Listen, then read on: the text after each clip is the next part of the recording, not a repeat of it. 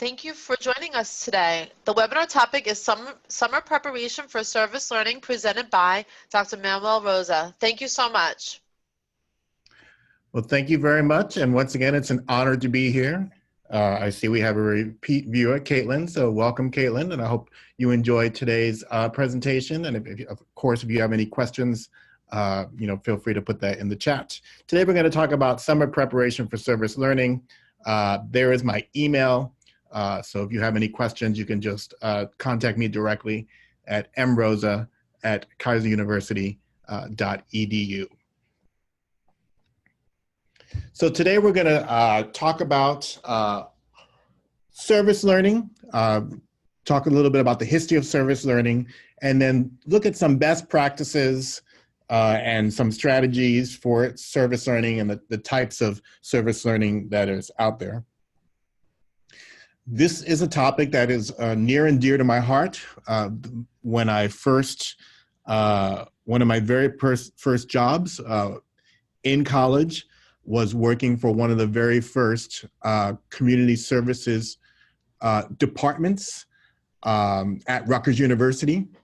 It was called the CASE Department, Citizenship and Service Education. And it was one of the first places in the country where the college was intentionally pairing courses with service to the community.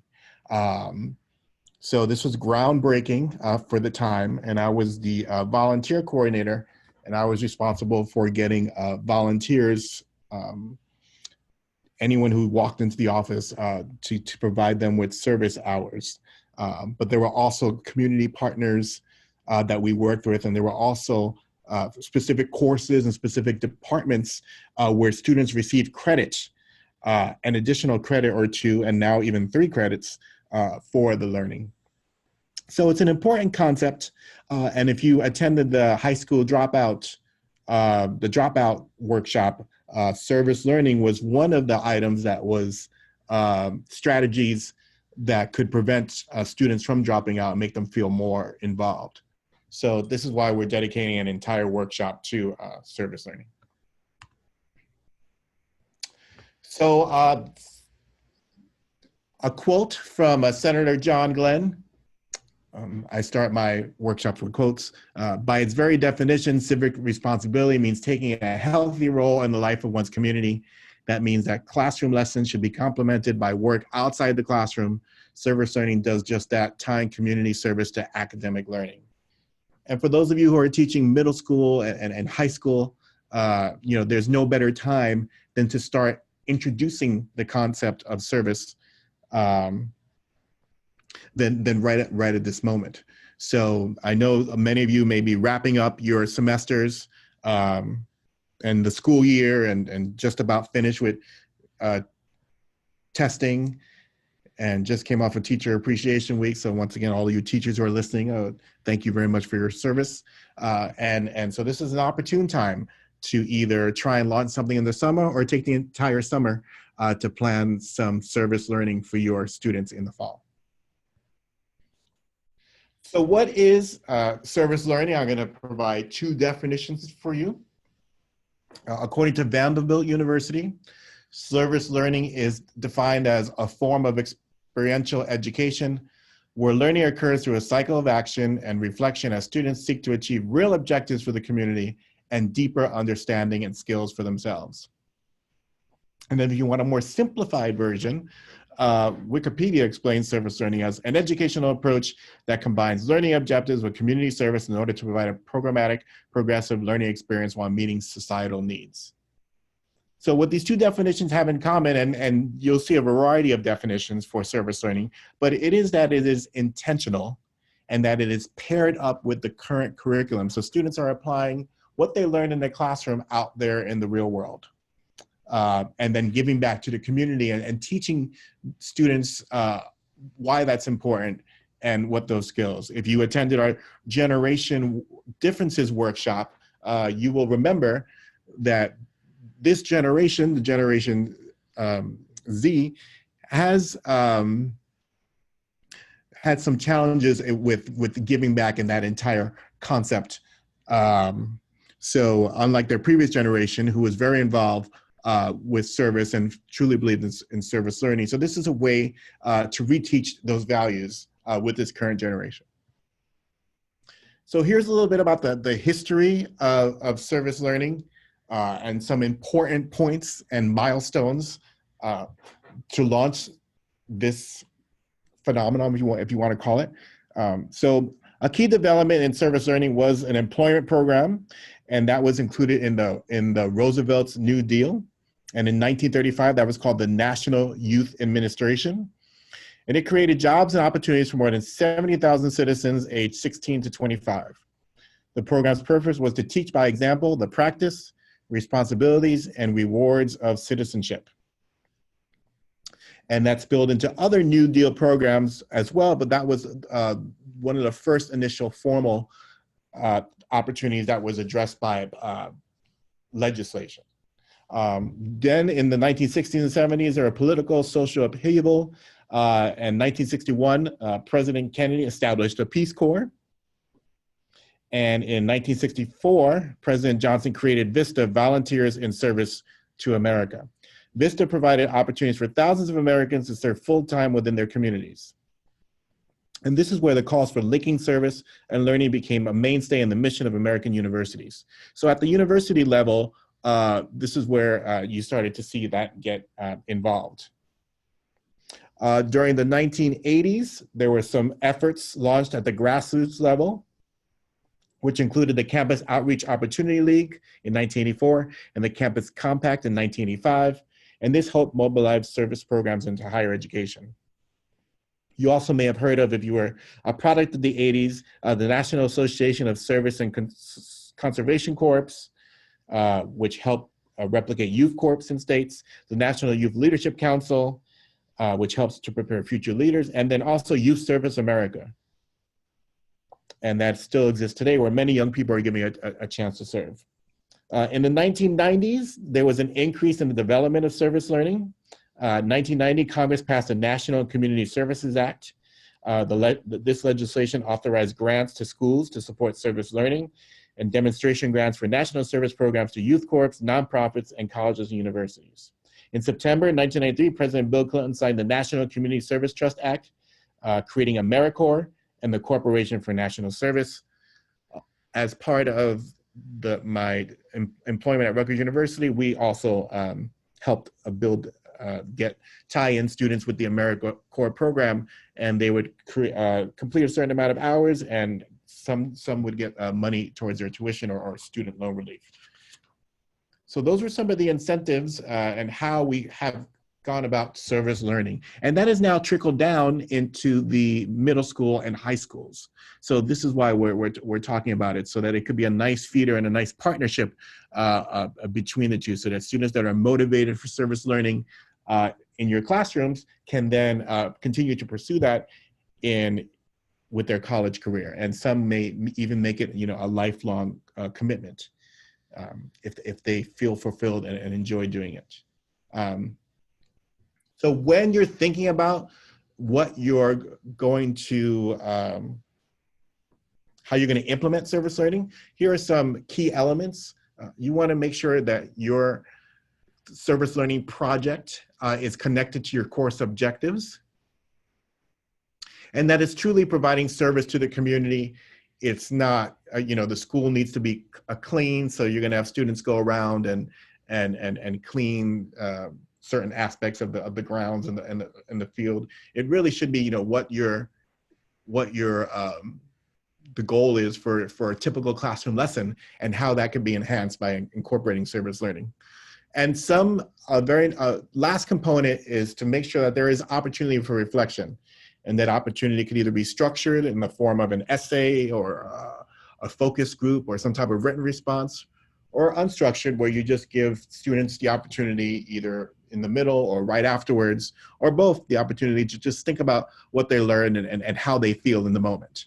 So those are the three key elements to starting to implement a service learning project. So what are some of the benefits of service learning? And if you're a teacher and you want to bring this idea to your principal, then this is something that you can take a picture of, or you definitely have the PowerPoint. And if you're an administrator and you want to get your teachers to buy into it, then this will be important as well. But it connects students to the outside world. So it's a nice link. Challenges them to apply concepts learned in the classroom to real world situations. And this is definitely, well, we talked about differentiated learning in one of our workshops. And this service learning really benefits those that are more hands-on, tactile, need to touch and feel and see it in order for it to for them to truly comprehend. It engages students in active citizenship. When you look at the political arena now and some of the buzzwords that you're going to see in this upcoming election, I believe citizenship, civic education, those are going to be two buzzwords that many of the candidates talk about when they talk about education and what's needed for the future generation. So this would be you getting a head start and getting ahead of that curve. It energizes students who may struggle academically as they see what they've learned, and they can actually see it come to fruition.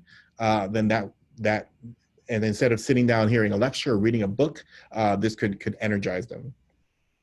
It helps students develop leadership, teamwork, critical thinking, and problem-solving skills. This is all traits that they're going to need for when they transition, whether it be to employment or to further pursue their education. And also a greater sense of responsibility, empathy, acceptance of diversity, and concern about the welfare of others. So this also ties back to our inclusive education workshop about how important it is that the classrooms are inclusive and that teachers create an atmosphere where students embrace diversity. And service learning is definitely one way to achieve that. More opportunities to interact and work together, especially those students who may be shy or have trouble communicating. This may be an environment where they feel comfortable doing that. Helps them once again develop social skills. You teach students, especially students with disability, what it's like for work, what those social skills are, helps develop common sense, and just an overall good work ethic, which is something that will be helpful when they transition to the workforce. It teaches functional life skills, especially if the projects that you're creating are hands-on and apply directly to your teachings in the classroom. It can help students develop a better self-image and community, and vice versa. If you develop these programs and you have the community and you have parents that are watching, then they're going to think more hopeful for the future and look at their teens and look at their children as in a more positively favorable manner, instead of viewing teens as always being on their iPhone, Instagramming, Facebooking, and Snapchatting. Here they are doing something productive. And then, as I stated previously, we talked about 15 and the dropout risk workshop, 15 strategies to improve and reduce the number of dropouts or the chances, and service learning is one of those. So it could help by getting these students more engaged and involved. It can help reduce the risk of dropouts. Here's a little video I found that talks a little bit about service learning, and then we're going to go into more details after the video.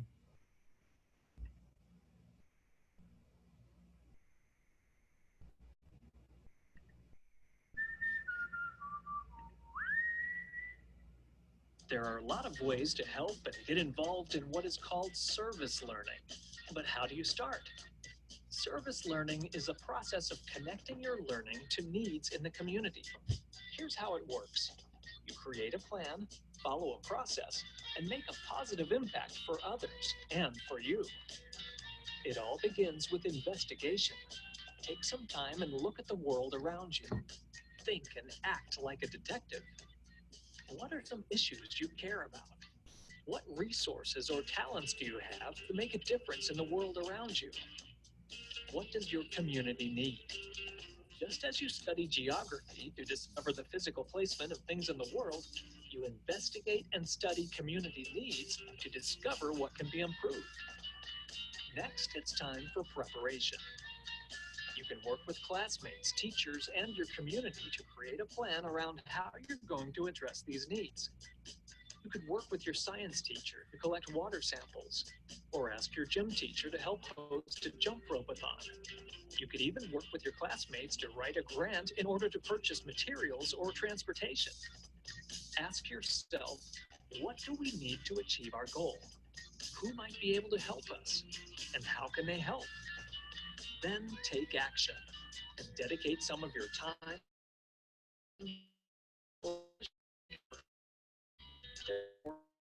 service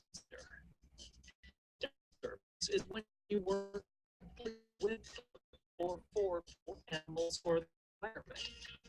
You can provide action without seeing who you help. You can also advocate and lend your voice to a cause or movement.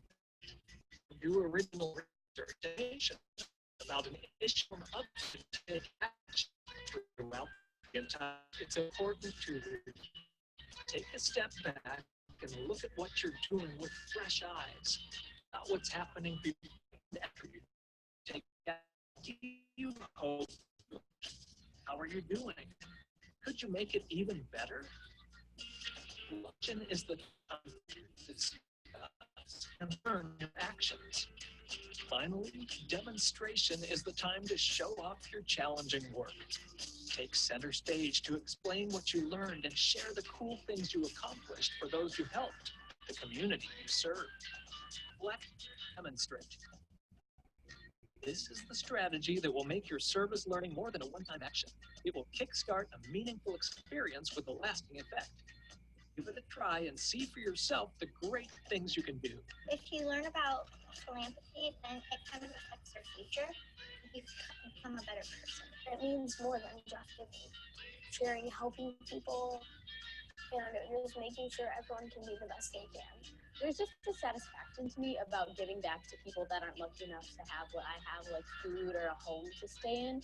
So just giving back to them and allowing them to have a part of that, even if it's just one meal, it means a lot to me.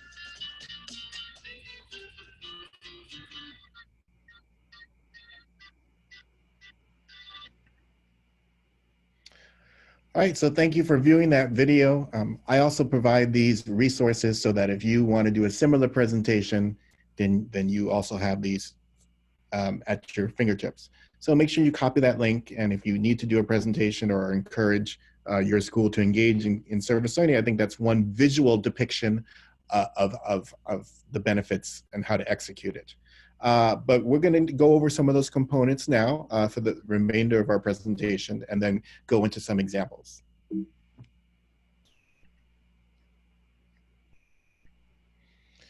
So as you heard, there are different types of service learning. The first one we're going to talk about is direct service learning. And as the name implies, direct is person-to-person, face-to-face service projects in which the student service directly impacts individuals who receive the service from the students. So here are some examples. And depending on your age range of students, would be the level of comfortability or the appropriateness of these examples, but these are just some examples. Tutoring other students and adults is an excellent way to provide service, especially when it also benefits the tutor as well as the recipient, because the tutor does reinforce the learning. And so it's a great partnership and a great way to communicate. Conducting art, music, or dance lessons for youth. Giving presentations on violence and drug prevention, and this may be for more at the high school level. Helping in a homeless shelter, and creating life reviews for hospice patients. So this would be some direct incorporation or working at senior citizens homes, but giving back, truly giving back to the community where the students can see the impact directly right in front of them. Then there's indirect service learning, and that's working on broad issues, environmental projects, community development, projects that have clear benefits to community or environment, but not necessarily to individually identify people with whom the students are working. So these are some examples. You know, if you come from a small town, compiling a town history, or maybe even a history of your school, your specific school, your school district.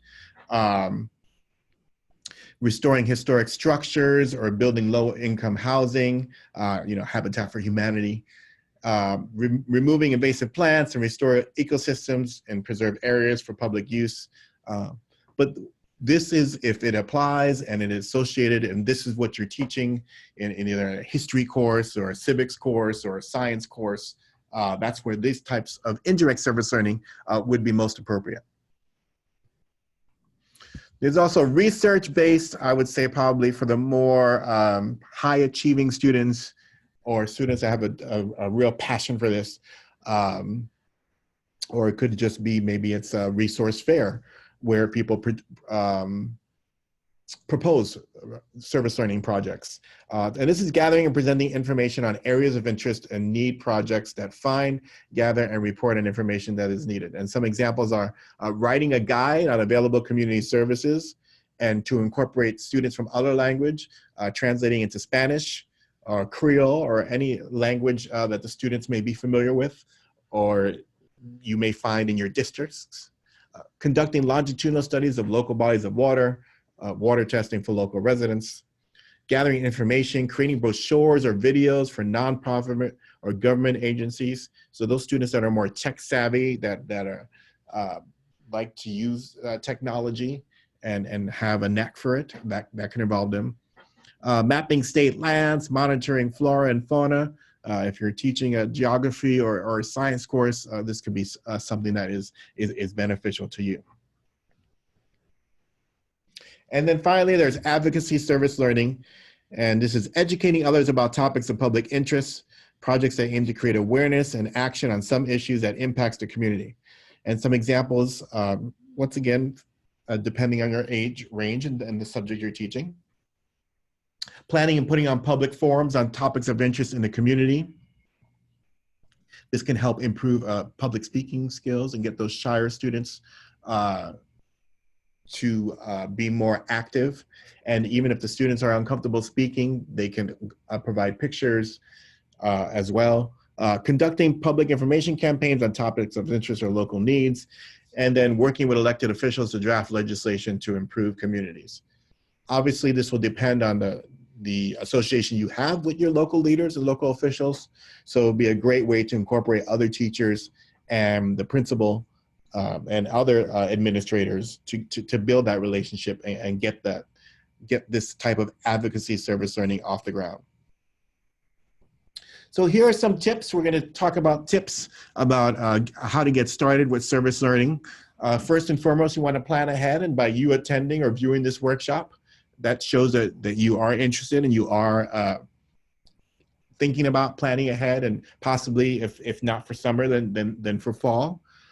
Forming partnerships that we just talked about, whether that be with the local community agencies, with your local leaders, or just asking around, getting your parent PTA associations involved.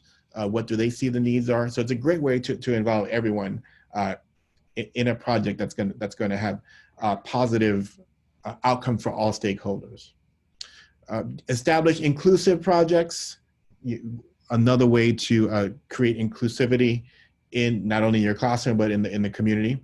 You may want to start, if it's your first time, start out with a small project, one that is definitely doable, where the student can get immediate feedback and feel immediate gratification. So think about that when launching a service learning program. And you want to give students the opportunity to choose, when possible, the types of projects they want to do, the role they want to play in the group. If you're creating a group and there are some students that are not as outgoing or aggressive, then you may want to just ask them, well, what role do they see themselves playing? And then give them tasks that they want to execute. If you force service learning on people, it kind of defeats the purpose and may reduce the learning gains that the students can benefit from. So I would recommend just highly encouraging and promoting the benefits that we just spoke about. So here are some examples of subject-specific service learning projects. So if you're teaching in any of these fields, this is something that you can maybe find some immediate application for. If you're teaching in the science field, perhaps maybe growing a garden of vegetables or even eat plants, herbs, and then donate them to a local food bank. So you can have one group, or you can even partner with other classes, one class that would grow and harvest and the other that would work with the local food bank. If you're in the art program, perhaps designing a logo for your school or for a community organization or for a marketing or an advertising project from a community service organization. If you're an English major, perhaps consider writing and distributing brochures for parents on the importance of library cards and family library visits, or working with the library in general, providing volunteer hours. When I was in grammar school, I worked in the library and checked out books and catalog books, and I even did a Dewey Decimal System at some point. And for those of you of a younger generation may not have heard of that, but yes, we actually had physical books with paper, and we had to put them in order by number and author. So yes, that did exist. And then social studies, make and sell a calendar of local historic sites, and donate the proceeds to your community's historical society. So those are some just specific examples for subjects that can have immediate application. Here are some more examples. And we talked about some of this, inviting students to research a local landmark, a historical site or a park. And then most importantly, remember, you're tying it to the curriculum. So after researching the history and touring it in person, encouraging students to brainstorm ways the class could improve the landmark for visitors while maintaining its historic integrity. So that's one example. You can sponsor a service learning craft club. Members can put their talents to work making decorations for school events, as well as for the wider community, and partnering perhaps with maybe a two-year college as well. Invite club members to share any special skill, such as sculpting or needlepoint, with the rest of the group. You can even make measurement practice meaningful. You can have students put together coffee, tea, hot chocolate for local workers who make a difference in the community, such as nurses, firefighters, police, and even teachers, maybe going to other schools, or if you have a school where the grammar school, the middle school, and the high school is connected, then maybe having those three schools interact and communicate. Beautify your school. You can encourage students to study the origins and key players of an artistic movement, such as street painting, and then inviting kids to create their own works of art inspired by the movement. Of course, they'll have to be in a controlled environment, and there'll have to be a designated space where it's acceptable to display that art. But for those students that are maybe not verbal, but are artistic, this could be a venue for them to get involved. If you have, most schools already have a recycling program, so if you want to take it to the next level, you can ask students to create video or audio podcasts discussing the importance of recycling and waste reduction. You can study the art and culture of an impoverished nation or one that is in crisis. A lot of times students need to see, more privileged students need to see what it's like to not have access to certain technologies and items that we may take for granted. So inviting students to make their own artwork inspired by our country, auction off the pieces. You can donate the proceeds to charity in a struggling nation, or even that there may be a school district or maybe a student's that something has happened to the student or student's family and they're in need. So it doesn't always have to be outside. You can help with your internal as well. And then for younger classrooms, going back to that idea of starting a gardening project, have them take the lead on planning and researching the garden, and then even them practicing their presentation skills, having them present the information to younger kids. The students will learn leadership skills in addition to creating a spot to promote relaxation and nutrition, and also how to help the environment and the ecosystem. Here's a specific example I found of a service learning project that a school created, and part of the service learning project was actually creating this video. But I think it shows the students and the teachers getting involved and being creative with service learning. So I'm going to play this video for you now.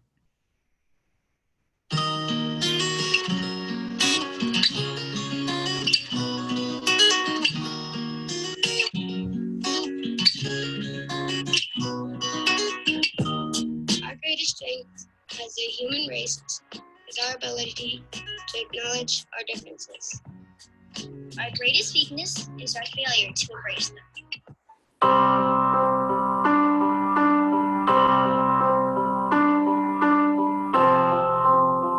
Wonder is about a boy named Augie.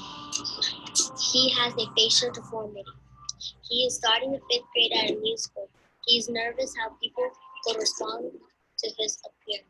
They kind of didn't even want to touch him, and they were kind of scared of him. And they didn't really know him, but they still thought he was bad.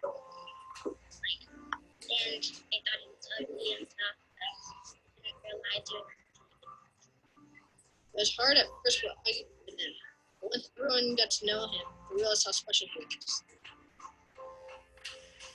I learned that people with disabilities are no different.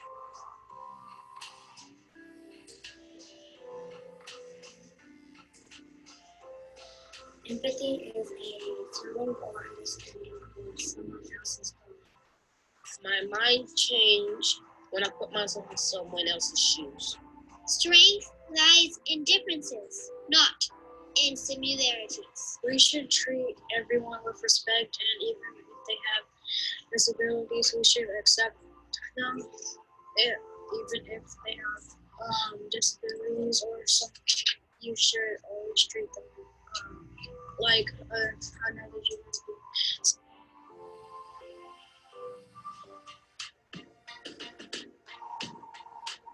And you should never use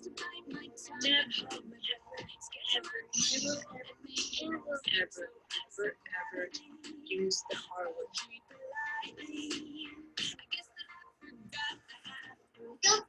Before we started this project, I used the R word every once in a while, and it was not okay, and it was very offensive, and I want to make sure everyone knows that.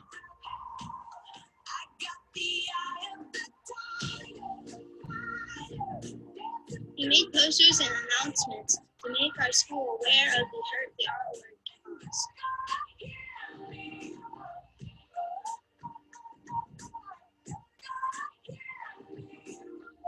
My name's Keiser.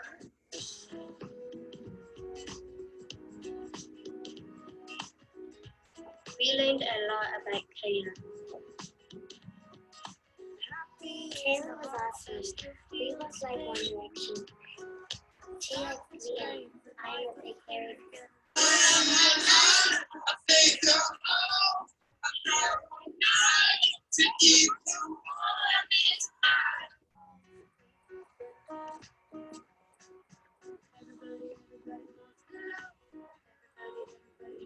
Next to me from the goal project, that's what I learned. In a short amount of time, I learned a lot. Maybe it was somewhat fun.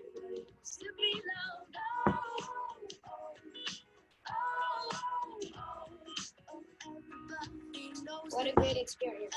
My heart literally felt like it was going to explode. Everybody feels blue. Everybody feels blue.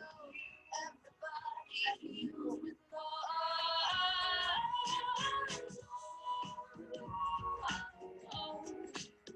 just like the love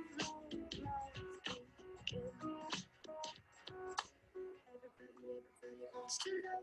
Everybody wants to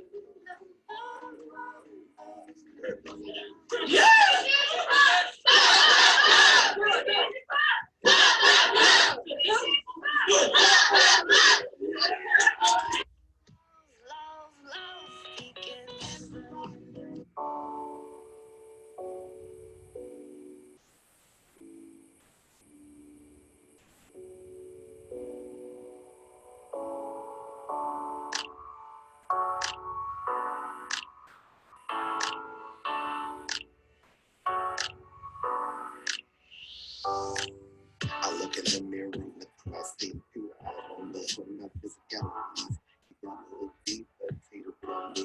Inside out, it's much more lovely. A simple smile, goes a long way. Now actions, and my own stay. Some of us are short and some of us are tall. Every of us is special, but I really are. Any good is a good, it's in some place. The imperfect and the perfect, I wouldn't embrace. I want to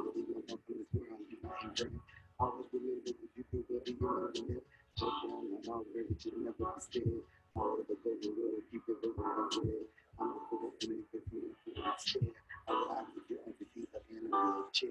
I don't care what you face, I'm trying to pick up your place from the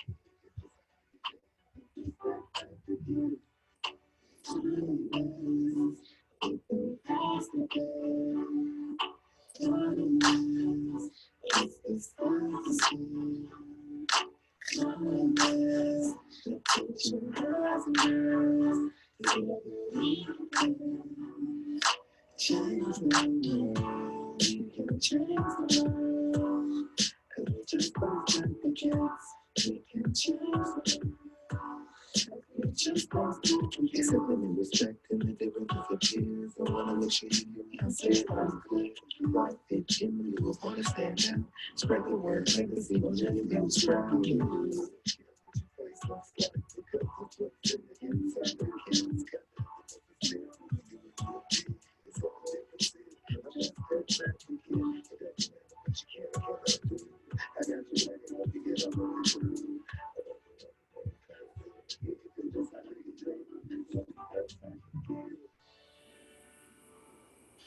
I'm special because I'm me.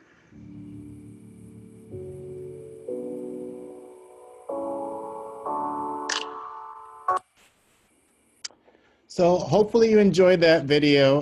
It was focused on students with disabilities and creating a more inclusive environment. So touches a lot on the workshops we've talked about. So hopefully you've enjoyed it. Definitely was more satisfying than the Game of Thrones season finale, I personally think.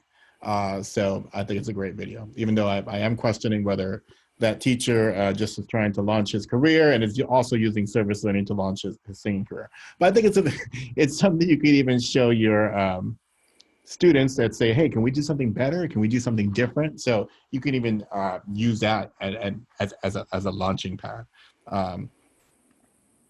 So just some summary. So if you're thinking about where to start or what questions you should be asking yourself when planning service learning, here are some things to think about when you have your idea. Think about how does the service work and how is it related to the course content. Think about what are the students likely to learn from their experience, and you want to tie it in directly to what you're teaching in the classroom, and perhaps even partnering up with other subjects as well. How are they likely to learn this? So what is it when you decide what you want to do, what you're going to teach? How are they going to learn it in a service learning environment? What other learning outcomes might one need to anticipate? Because you want to make sure that your students, if you're focusing on something specific that you're teaching them, that they have that skill set. Or if it involves another skill set, that they've learned that skill set, or they're gonna acquire that skill set through some other means, some other class, some other project. And then how will they demonstrate what they learned? If you're providing some incentive, extra credit, or it's directly tied to the grade, then how are you going to know that they actually learned what you want them to learn? So these questions can help when you have your service learning project idea. These questions can help to expand on that. So I'm also ending with a quote. Ben Franklin said, and there he is on the $100 bill, and hopefully students that participate in service learning will have better skills, improved skills, and it will get them those $100 bills later on in life. But tell me and I forget, teach me and I remember, involve me and I will learn. And there are many variations of that quote, but I just picked that one. So that's why service learning is important, so that we can involve students directly in benefiting the community and helping the community, which in turn is going to help them and hopefully have them to become productive, positive citizens in our society. So that concludes my presentation. Hopefully you've learned some skills and some immediate application about the types of service learning opportunities that are out there, a little bit about the history. And there is my email. If you want to have a project, but you don't know how to go about executing it, or your school is a little hesitant, or you want to come up with some creative ways to involve students and get that input, then I am more than happy to help with that. Even if it's just how do we demonstrate it? How do we have them reflect? And this workshop also, once again, was involved many of the other workshops that we have put together for you to learn. So hopefully you'll get a chance to also to do those as well. So I'm looking at the chat. I don't think I see any questions. So thank you, Dr. Rosa. Yes, we have a couple of questions. Regarding the facilitation of webinars, in terms of utilizing service learning and maybe teaching others, maybe not so much using a webinar, but maybe in person. What do you think if somebody wanted to facilitate service learning and they've not done it before, what skills would the facilitator or teacher or educator or agency staff need to work on, or where could they go to learn about supervising students with service learning? There are definitely organizations that are out there that specialize in service learning. As far as specific skills, I just think if you are passionate about a certain project or certain what you're teaching or what you're learning in the community, then just having communication skills and being able to find a cause or find a project. And then also being able to make sure you write it down and get permission from maybe a principal about what you want to do, especially if it's outside of the classroom.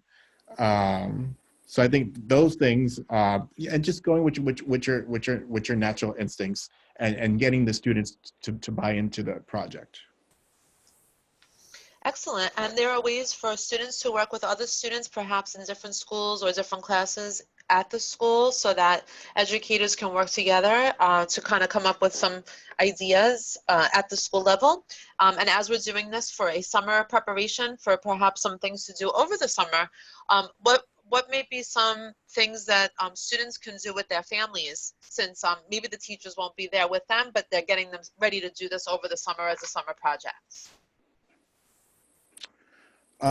Students can talk to their family members about, or maybe teachers can talk with the parents about what their plans are or how they can give back, whether it be through their local community agencies, or even if they're planning vacations, they can incorporate some type of service with that. So it's all about being intentional and having that prep time and having those conversations.